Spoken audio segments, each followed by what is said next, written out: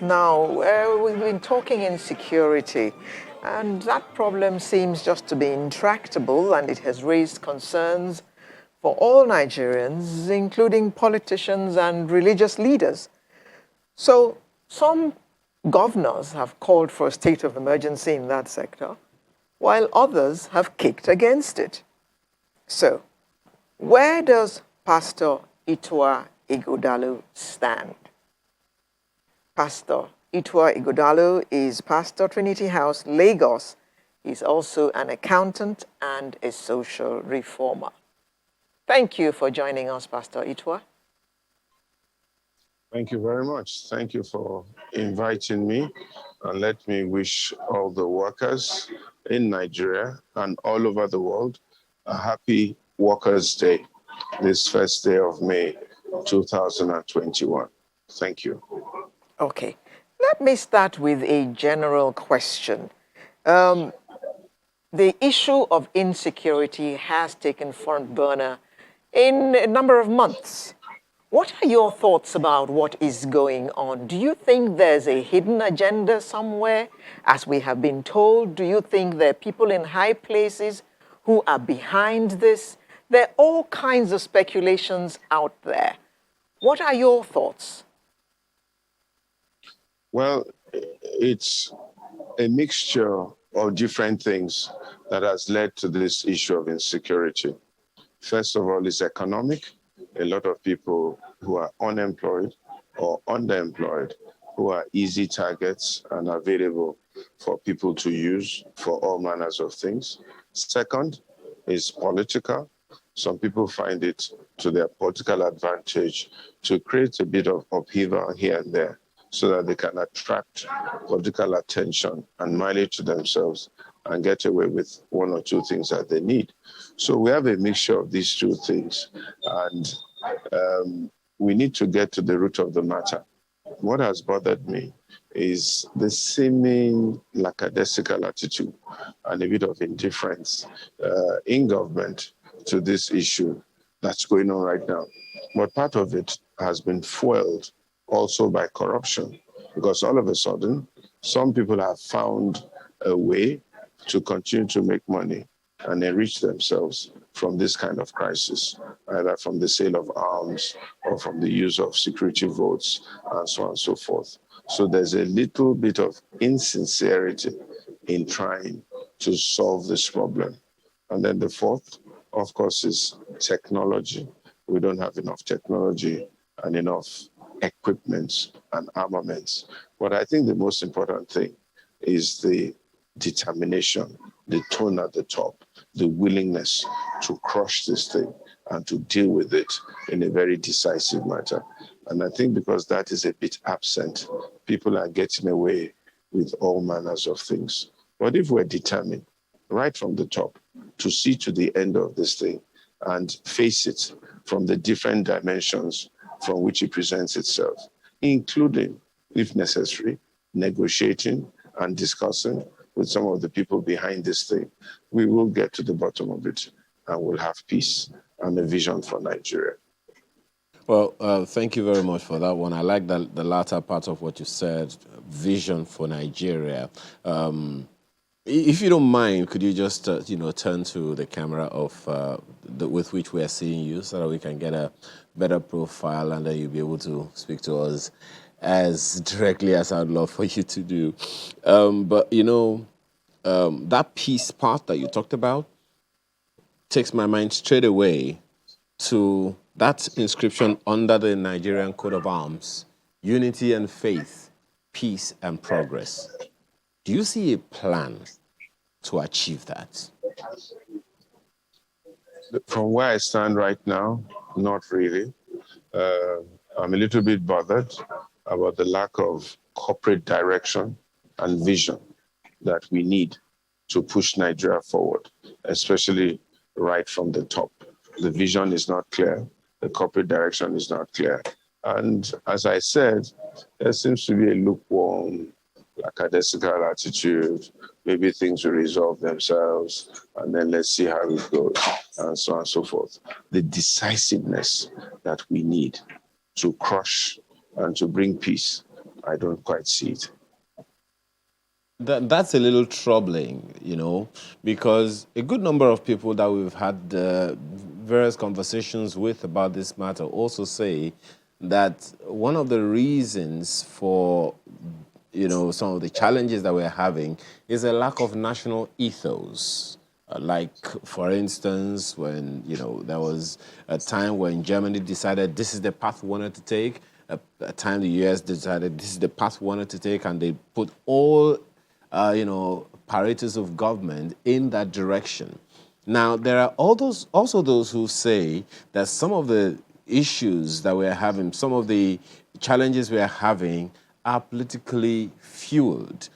How much of this is political? I'm not talking about party politics now. I'm talking about those who are agitating for restructuring one way or another. How significant would you say such political considerations are in the challenges, especially of insecurity that we're having? They're very, very significant. The truth of the matter is that historically, Nigeria is a collection of many nations, okay? Right from the time Nigeria was, the Yoruba nation, the Hausa nation, the Fulanis, the Igbos, the Ibibios, the Ijos, Ishakiris, Edos, and so on and so forth. Each homogeneous nation having its own idea, its own plans, its own vision, its own culture, and its own ethos, and its own practices. Okay? So come the British, and they try to bring all these homogeneous nations together without really evolving a common vision and a common purpose for these groups of people, and trying to divide and rule, and also attempting to favor one over the other. And the negotiations we had since 1944, the various constitutions, the Richards Commission, and so on and so forth, the Macpherson, all of them, all those decisions and discussions that led to what you call Nigeria in 1960, and the agreement that at least the three major blocks came to make progress was jettisoned in 1966, and confusion. Chinua Achebe said the center can no longer hold. He says things have fallen apart. So things really fell apart. But the challenge is how, after we cannot come back, sit around the table, and then renegotiate and re-agree. That is the big challenge. And the reason why that is a challenge is that some people, some group, some tribe, some association have benefited greatly from the structure since 1966. And therefore, it's inconceivable for those groups of people.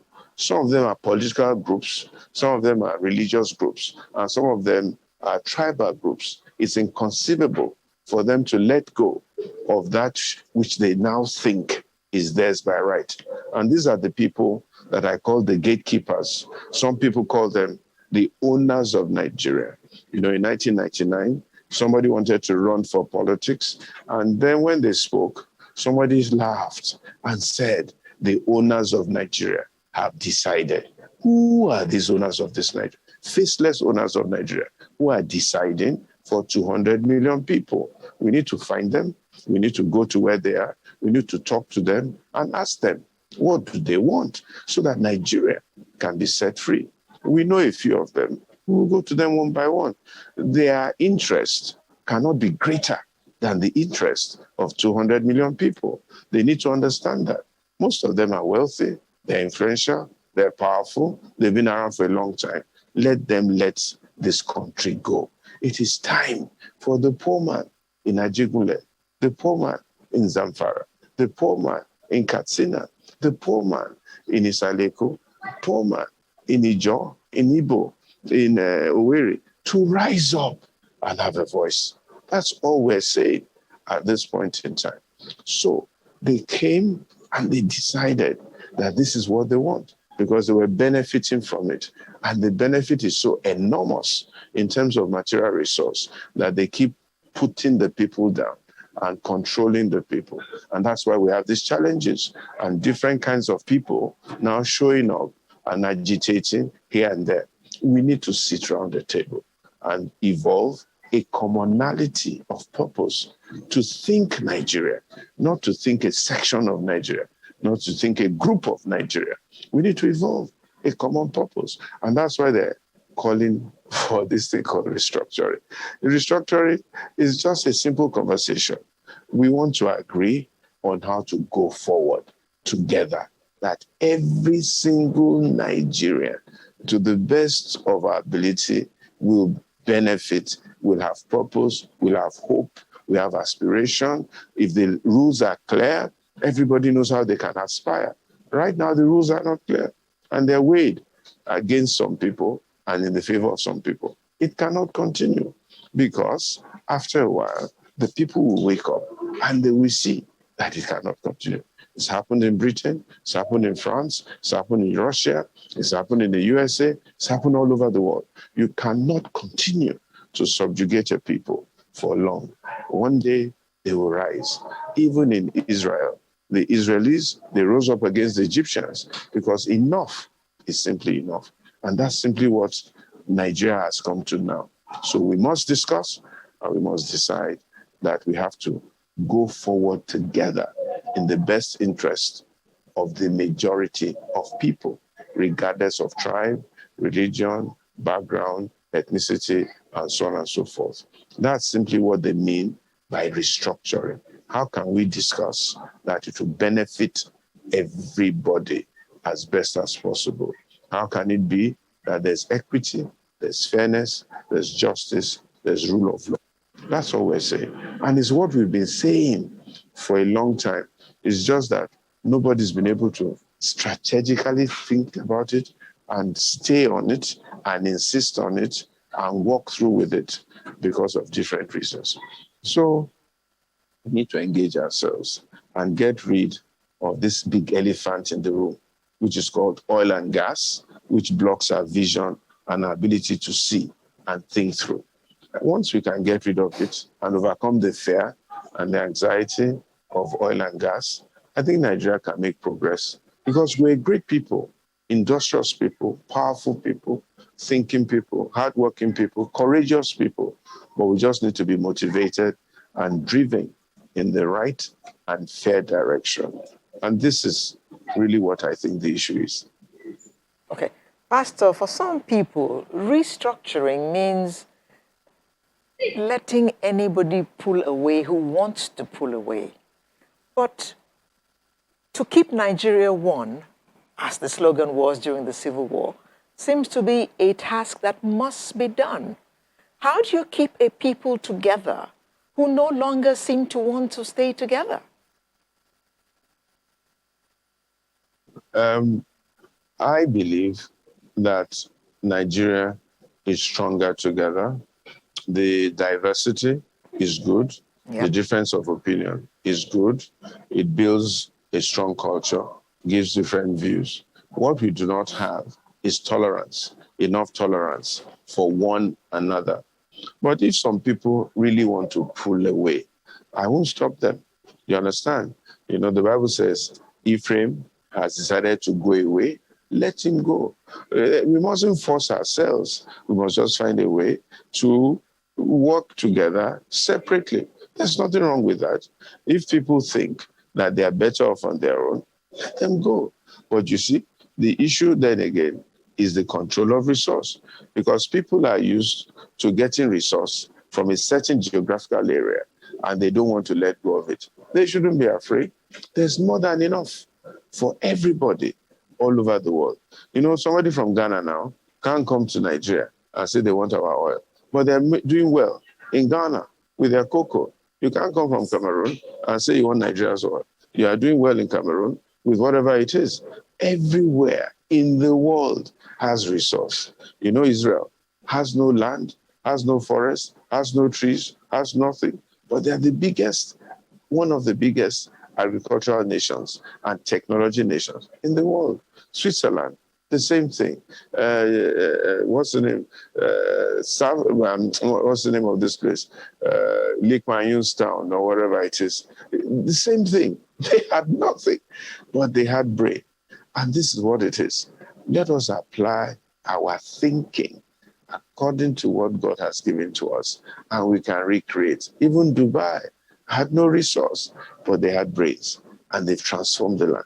So this is the laziness of the average thinking of the average Nigerian leader. We don't want to think. We don't want to apply ourselves. We don't want to challenge ourselves. We just want to eat what has already been prepared. And you can't continue life like that.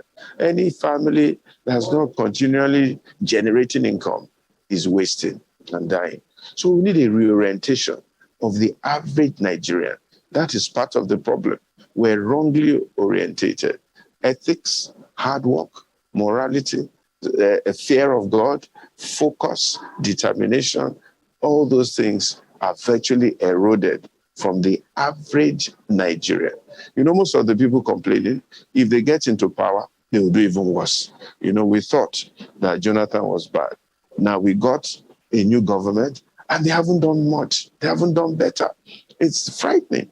6 years ago, they were carrying placard and complaining and saying Jonathan was useless. Now we've gotten the economy even worse. So the problem really is orientating the average Nigerian so that they know good from bad, right from wrong, good government from bad government, and the principles that you need to apply as a human being to yourself to make you succeed. If you cannot succeed in little, you can't succeed in much. And that's why I said, we're tired of theorizing. Let them do, let them do, let them do. No, we're going to take people one by one on one, and discuss with them and negotiate with them and agree with them and let them allow Nigeria to thrive. We're going to educate people one on one. You have to think different. You have to look at things differently. You cannot continue in this way and think that you'll have overall happiness. If there's no process, no procedure, no policies, no direction, you are going to fail. And that is what we're feeling in Nigeria. We lost the plot. Yeah. Well, Pastor Ighodalo, just one moment. That you've raised a critical mass, the issue around the critical mass in the conversations now when you talked about the citizens, the average Nigerian. That's the number of the people in that average Nigerian is quite humongous. Carrying them along in this trajectory that you're talking about is something that we'll consider when we come back from this break. Do stay with us. Well, thanks for staying with us. So, Pastor Ighodalo, you talked about the average Nigerian. Let's paint a picture. Now, most of the people in the average Nigerian category that you characterized are youths between ages 15 or thereabout and 45. Let's say 45. That's the average. And about 50%, more than 50, in fact, more than 60% of people in that category are what makes up our population. So we have quite a critical mass there. And you know very well that the trust quotient between the government and the people they govern has greatly depleted. So government says a thing, people are wondering, really? And it's responsible for the reactions and the responses of so many people to many of the initiatives that governments come up with, including, non-pharmaceutical interventions as far as COVID-19 is concerned. Now, getting the people to even agree to go in the trajectory of anything developmental as far as many of these people are concerned is definitely something that's going to be an issue. You said something earlier that many of the people who are complaining now about one thing or the other concerning government, when they get into government, they would also do even worse. So we are literally in a quagmire. Getting out of that, can you proffer a solution? So that is why we need a desperate search now for the right kind of leadership for Nigeria. There's a desperate search for that right kind of leadership in Nigeria. And we need to define the kind of person that we want to lead Nigeria.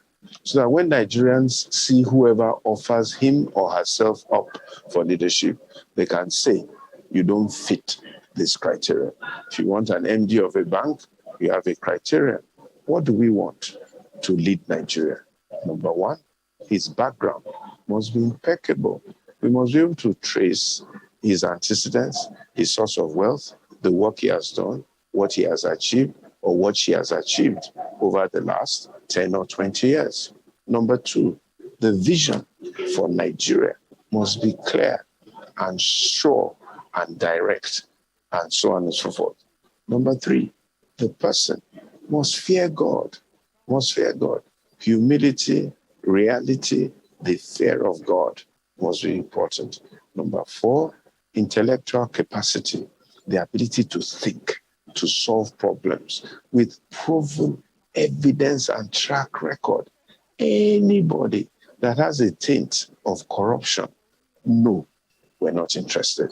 Anybody that has a taint of being a bully, being unfair, cannot think through, we're not interested. Number five, you must be hardworking, capacity for hard work. You can't lead Nigeria without working hard. It's a big country with lots of people. So you must be dynamic and hardworking. Number six, fairness, equity. You're a Nigerian before you're a tribe or a tribe from a tribe. You are thinking Nigeria. What will benefit the man in Sokoto, the man in Bauchi, the man in Kebbi, the man in Ijo, the man in Bayelsa, the man in Warri, the man in Ibadan, the man in Lagos. What will benefit each person? How do we work it out? We are first of all in Nigeria, thinking Nigeria. You must have these qualities: the fear of God, humility, honesty, sincerity. You know what is missing in a lot of leaders today in Nigeria? They're very insincere, very greedy, very selfish, very corrupt. They think of themselves first before they think of Nigeria. They're not willing to serve and work for the people. We don't want anybody who's going to not serve the people, not work for the people. You're a general in the army. What's your salary that you have this sort of wealth? Tell us. You're a businessman. How did you make your money? You were this, or you were that, or you're a trader, or you are even an accountant. How did you make your money? How much do you have? If you cannot tell a good story, we're not interested. Don't come and waste our time. Don't come and tell us lies. Don't come and deceive us. And we need to educate the average Nigerian to understand this, because most of them, they don't understand. They don't know right from wrong. Poor people in the villages, in the trenches, in the ghettos, everything they see, they don't quite understand. They don't know the questions to ask. And these leaders are getting away with it. Nigeria is not theirs. Nigeria belongs to all of us. So we must all have a stake in it. And they must understand that. So the criteria for who is going to lead Nigeria must be clear. If you don't fit, don't even come near. If you cannot explain the source of your wealth, if you cannot explain your capacity, if you cannot show what you have achieved, if you cannot show that you're a Nigerian above all, and you are passionate about Nigeria, and you really want Nigeria to succeed, don't come. If you are not smart or intelligent or exposed, understand economics and all the things that you need to do as a statesman, stay out. If you're a tribalist and you are believing more for your tribe than anything else, stay out. If you're a Kabbalist or whatever it is, stay out. We want to get it right. If we can get it right, Nigerians will follow. They've shown it before in many times. They are ready to be led if you are going to be truthful and honest and straightforward and show them where you are going. They even will forgive you of mistakes of the heart, because everybody will make a mistake or take a wrong decision. But what we want is sincerity. We are tired of people telling us lies, deceiving us, and taking us the wrong path. And Nigerians must decide that they don't want these sort of people anymore. End of story. If we can get it right, within 10 years, this country will be a different kind of country. The person must be brave and courageous, ready to take tough decisions. But sometimes you need to take really tough decisions that even your wife, your brother, will question you. But you have to say to your wife and your brother, this is the right thing to do. And that's what I'm going to do. And therefore, you have to be led of God. You have to be spiritual to understand what God is saying. If you don't, if you are not able, then have somebody who is a sincere spiritual person to also guide you. That's what David did with Nathan, and so on and so forth. These things are there. We know what to do. All the policies, all the plans, everything is available in the archives of Nigeria. What we lack is sincerity, passion, compassion, a desire to serve Nigeria. And we must look for that leader that will serve Nigeria. Pastor, wouldn't you say that this is the ideal picture that you're painting?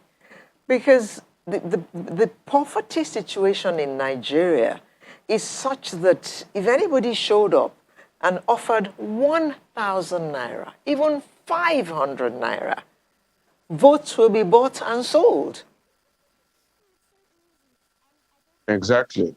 Which is why people like myself, people like yourself, people like John, and people who know better should begin to tell these people and shout it from the treetops.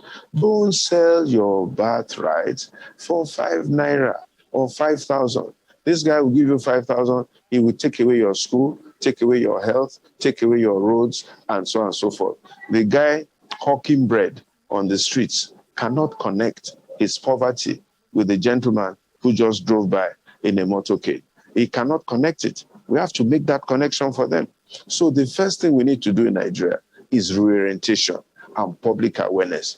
Radio stations, television stations, social media, they must begin to belt it out. This is what we want. This is right. This is wrong.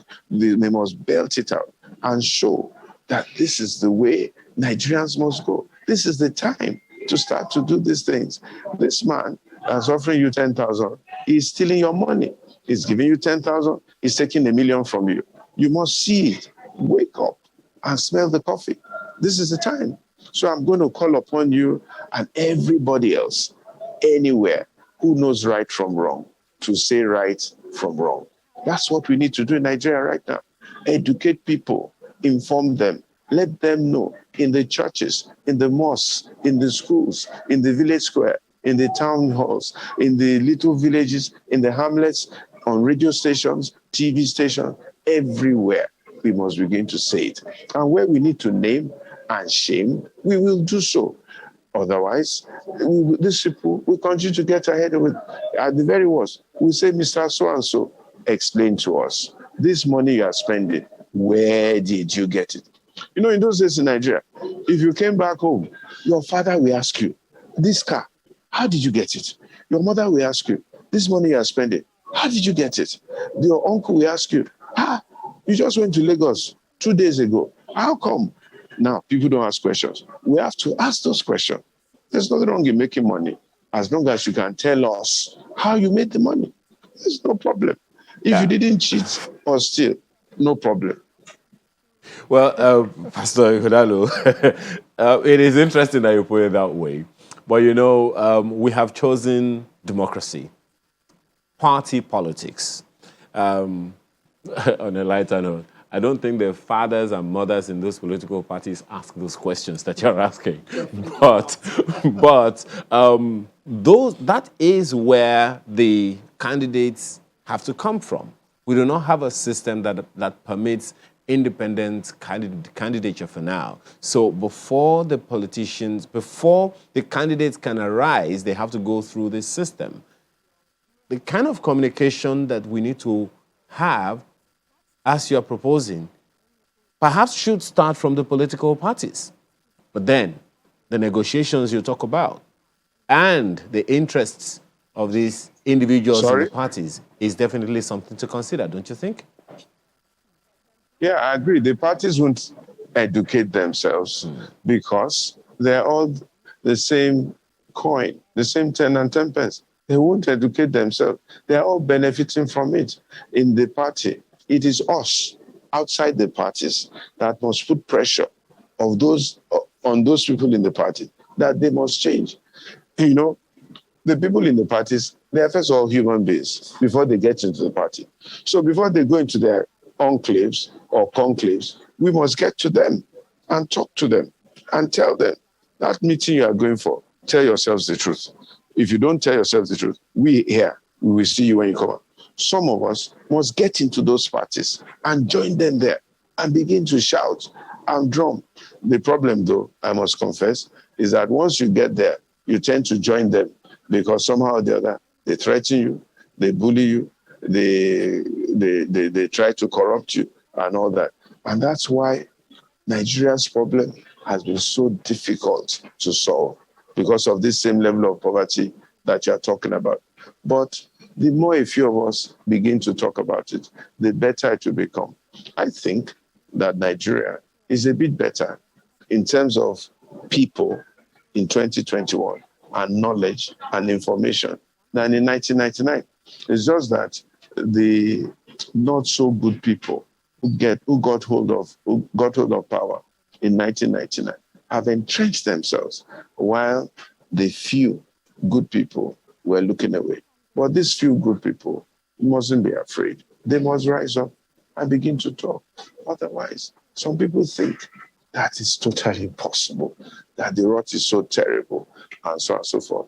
But try we must, and we must keep saying it, so that maybe one day something will happen. And at least some of us, we've done our best to make sure we've tried to educate people and tell them what they really should do. And you know what? If we did the right thing, there's more than enough for everybody, more than enough to aspire to, more than enough to spend, more than enough to live a decent life. And that's all we're asking for, the ability for each Nigerian to be able to live a decent life and aspire genuinely to whatever they want. Not some people cornering the whole thing. No more. Place to leave it. We've been looking at the state of the nation, and we were having a conversation with the pastor of Trinity House, Lagos, an accountant and a social reformer, Pastor Ighodalo. Thank you very much for coming to share your thoughts with us this morning. Sunrise will be right back, and we'll be looking at issues surrounding the census when we come back from this break.